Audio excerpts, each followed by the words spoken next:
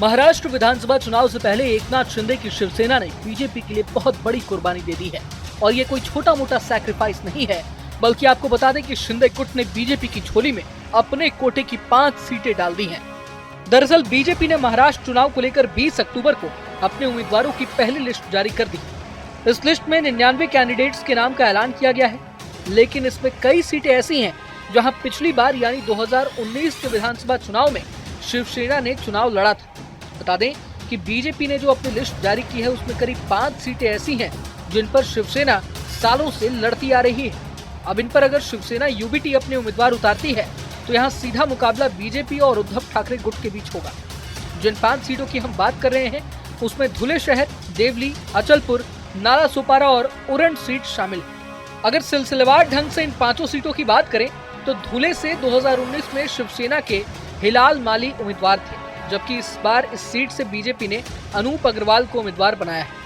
अचलपुर से 2019 में सुनीता फिस्के शिवसेना की उम्मीदवार थी, इस बार यहां से अतुल ताइडे को बीजेपी ने कैंडिडेट बनाया है। देवली से बीजेपी ने राजेश बकाने को उम्मीदवार बनाया है। नालासोपारा विधानसभा सीट से 2019 में शिवसेना के प्रदीप शर्मा उम्मीदवार थे, वहीं इस बार बीजेपी के राजन नाइक यहां से प्रत्याशी हैं। वहीं उरण की बात करें तो 2019 में शिवसेना के मनोहर भोयर उम्मीदवार थे, अब यहां से बीजेपी ने महेश बाल्दी को उम्मीदवार बनाया है। बता दें कि महाराष्ट्र विधानसभा चुनाव को लेकर महायुति में अभी सिर्फ बीजेपी ने ही अपने उम्मीदवारों के नामों की घोषणा की है। अभी एकनाथ शिंदे की शिवसेना और अजित पवार की एनसीपी के प्रत्याशियों की सूची का इंतजार जारी है। हालांकि कई लोग इसे एकनाथ शिंदे की बीजेपी के लिए कुर्बानी कह रहे हैं, लेकिन मीडिया रिपोर्ट्स के मुताबिक शिवसेना शिंदे गुट के एक पदाधिकारी ने कहा है कि इस सीट बंटवारे को बीजेपी द्वारा उनकी राजनीतिक जमीन पर कब्जा करने के रूप में देखा जा सकता है।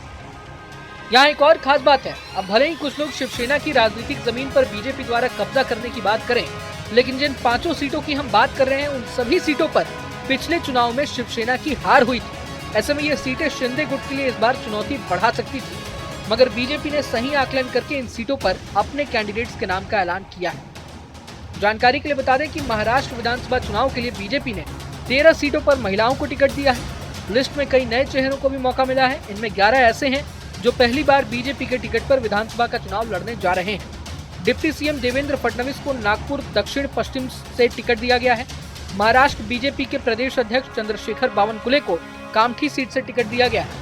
2019 के विधानसभा चुनाव में पार्टी ने बावनकुले को टिकट नहीं दिया था, हालांकि पार्टी ने इस बार उन पर विश्वास जताया है। वहीं महाराष्ट्र के पूर्व सीएम अशोक चौहान की बेटी श्रीजिया चौहान को भोकर और पूर्व केंद्रीय मंत्री राव साहेब दानवे के बेटे संतोष दानवे को भोकरदन सीट से टिकट मिला है। बहरहाल पूरे मसले को लेकर आप क्या सोचते हैं हमें कमेंट बॉक्स में जरूर बताएं।